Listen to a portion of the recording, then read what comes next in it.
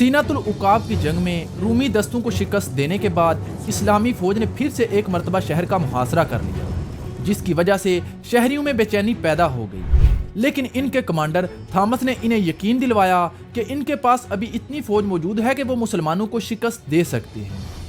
सितंबर 634 ईस्वी को थॉमस ने अपने दस्तों को इकट्ठा किया और थॉमस दरवाजे के सामने मौजूद इस्लामी दस्ते पर हमला बोल दिया।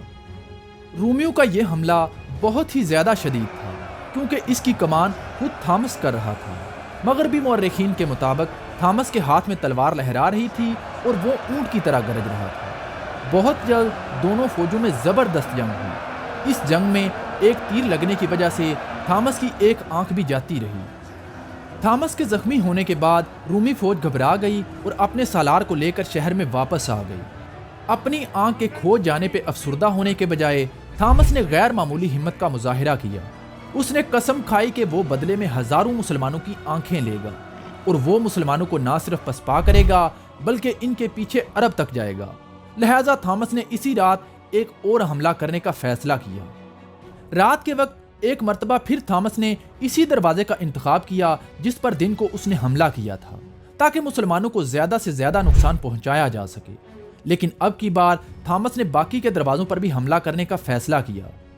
दूसरे दरवाजों पर हमला करने का मकसद ये था ताकि कोई भी इस्लामी दस्ता दूसरे इस्लामी दस्तों की मदद को ना पहुंच सके।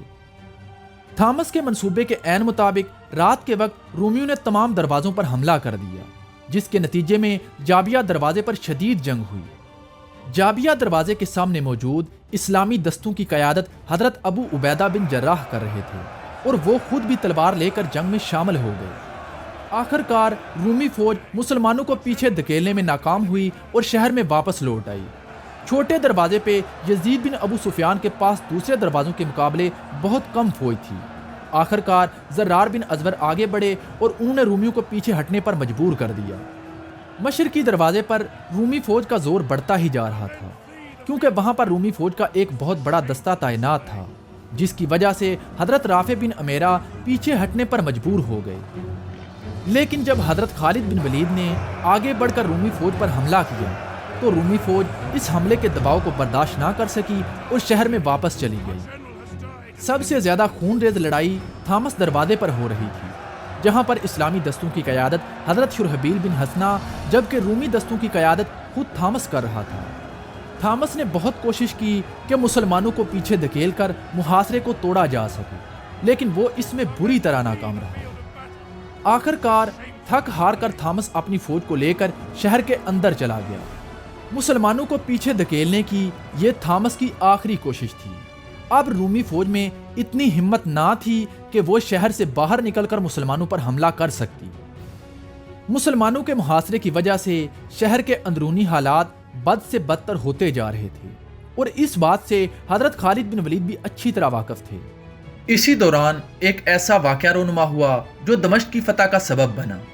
दमिश्क में एक यूनस नामी यूनानी लड़का रहता था, जो एक यूनानी लड़की से मोहब्बत करता था और उसकी इससे शादी भी हो चुकी थी। लेकिन ऐन रुखसती के वक़्त मुसलमानों ने शहर का मुहासरा कर लिया।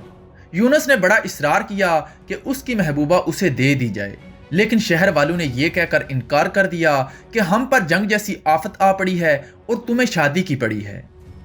शहर वालों के बार बार इनकार करने के बाद 18 सितंबर 634 ईस्वी को यूनस रस्सी की मदद से शहर की दीवार से नीचे उतरा और हजरत खालिद बिन वलीद की खिदमत में हाजिर हुआ।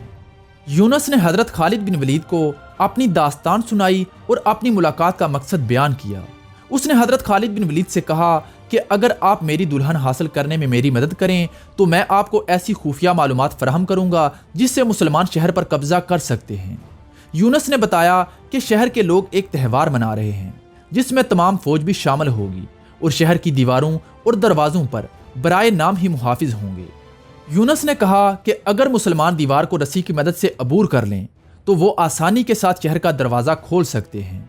हजरत खालिद बिन वलीद को यूनस की बातों में मुखलसी दिखाई दी, सो उन्होंने उसे इस्लाम की दावत दी और यूनस ने इस्लाम कबूल कर लिया। इसके बाद हजरत खालिद बिन वलीद ने रस्सियों का बंदोबस्त किया और अपने 100 सिपाहियों के साथ आधी रात को दीवार पर चढ़ गए। दीवार पर चढ़ने के बाद उन्होंने मुहाफिजों को कत्ल किया और शहर का मशरकी दरवाज़ा खोल दिया। دروازہ کھلنے کی دیر تھی کہ اسلامی لشکر طوفان کی طرح شہر میں داخل ہونے لگا۔ اب شہر والے بھی جاگ چکے تھے اور تمام رومی سپاہی اپنی اپنی پوزیشن سنبھالنے لگے تھے۔ حضرت خالد بن ولید اپنے دستوں کے ساتھ شہر کو فتح کرتے ہوئے شہر کے وسط تک پہنچنے ہی والے تھے کہ رومی سپہ سالار تھامس نے اپنا آخری حربہ آزمایا۔ تھامس یہ بات جانتا تھا کہ خالد بن ولید نے شہر کے ایک بڑے حصے کو فتح کر لیا ہے، لیکن دوسرے دروازوں پر کسی قسم کی بھی کوئی سرگرمی نہیں ہو رہی تھی۔ اس بات سے تھامس نے اندازہ لگایا کہ شاید دوسری جانب موجود اسلامی دستوں کو یہ علم نہیں ہے کہ خالد بن ولید شہر میں داخل ہو چکے ہیں۔ لہٰذا تھامس نے جلدی سے اپنے ایلچی کو حضرت ابو عبیدہ کی خدمت میں بھیجا اور چند شرائط پر ہتھیار ڈالنے کی پیشکش کی۔ حضرت ابو عبیدہ نے تھامس کے ایلچی کا استقبال کیا اور ہتھیار ڈالنے کی شرائط قبول کر لیں۔ ان کی شرائط یہ تھیں کہ دمشق پر امن طریقے سے مسلمانوں کا ہوگا، کوئی خون ریزی نہیں ہوگی، کوئی لوٹ مار نہیں ہوگی، کسی کو غلام نہیں بنایا جائے گا، مقدس مقامات کی تباہی نہیں ہوگی، شہری اپنا جزیہ ادا کریں گے۔ اس کے علاوہ رومی فوج اور شہری جو کوئی بھی شہر سے لے کر جانا چاہیں وہ اپنے ساتھ لے کر جا سکتے ہیں۔ ان شرائط کے قبول ہو جانے کے بعد رومیوں نے شہر کے دوسرے دروازے بھی کھول دیے۔ فجر کے فوراً بعد حضرت ابو عبیدہ اپنے دستوں کے ساتھ الجابیہ دروازے سے شہر میں داخل ہوئے۔ اس وقت ان کے ساتھ تھامس، ہربیس اور دمشق کے دوسرے کئی معزز سردار بھی شامل تھے۔ اب ایک طرف تو حضرت ابو عبیدہ امن کے ساتھ شہر میں داخل ہو چکے تھے، جبکہ دوسری جانب حضرت خالد بن ولید نے تلوار کے زور پر آدھے شہر کو فتح کر لیا تھا۔ آخر کار شہر کے مرکز میں چرچ آف مریم کے سامنے حضرت خالد بن ولید اور حضرت ابو عبیدہ آمنے سامنے ہوئے۔ حضرت خالد بن ولید اور حضرت ابو عبیدہ دونوں ہی ایک دوسرے کو حیرت کے ساتھ دیکھ رہے تھے۔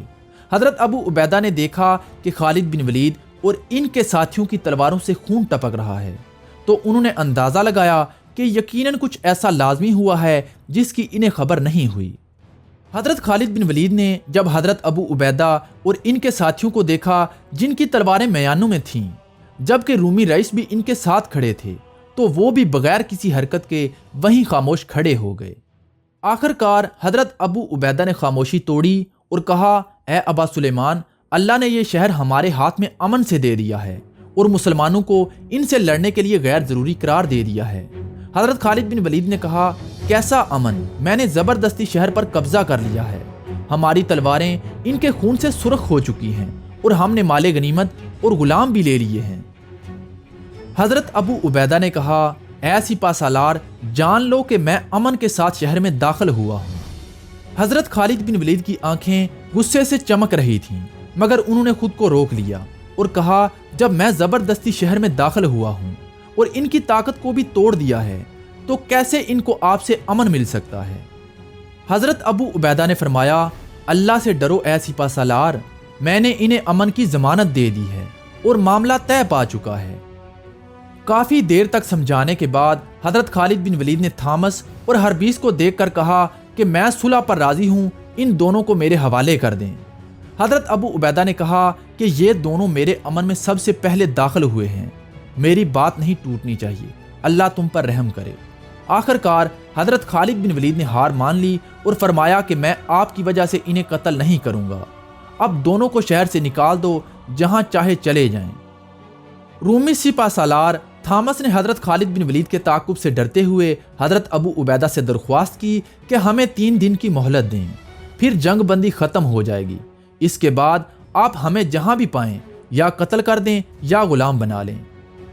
اس کے بعد حضرت خالد بن ولید نے معاہدہ تیار کیا اور اس پر دستخط کیے اور اس کو کچھ یوں پڑھا، اللہ کے نام سے شروع جو بڑا مہربان نہایت رحم کرنے والا ہے۔ یہ خالد بن ولید نے دمشق کے لوگوں کو ضمانت دی ہے کہ جب مسلمان شہر میں داخل ہوں گے تو شہر والوں کی جان و مال اور ان کی عبادت گاہیں اور شہر کی دیواریں محفوظ رہیں گی، جن میں سے کوئی بھی چیز تباہ نہیں ہوگی۔ ان کے پاس اللہ اور اس کے رسول اور خلیفہ اور مسلمانوں کی طرف سے یہ ضمانت ہے کہ جب تک شہری جزیہ ادا کرتے رہیں گے انہیں خیر کے سوا کچھ نہیں ملے گا۔